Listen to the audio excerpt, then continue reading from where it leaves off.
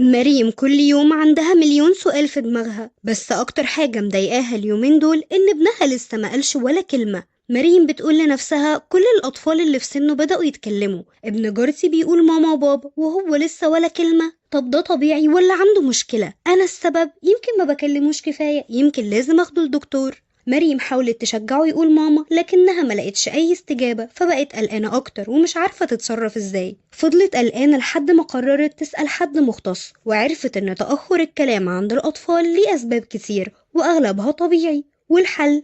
اتكلمي معاه كتير حتى لو مش بيرد، احكي له قصص وغني له أغاني بسيطة، العبي معاه بألعاب تنمي اللغة زي الصور والكروت، ولو قلقانة استشيري مختص عشان تطمني أكتر. ابنك بيحتاج شوية وقت عشان يتعلم ويتطور، ومع الكلام المستمر والتفاعل هتلاقيه بدأ يتكلم في الوقت المناسب. والأهم إنك تعرفي إن مفيش حاجة غلط فيكي، دي مرحلة وهتعدي. الأمومة مش سهلة، بس انتي مش لوحدك. تابعينا عشان تعرفي أكتر عن رحلة مريم وكل الحلول اللي هتساعدك تطمني وتستمتعي بأمومتك.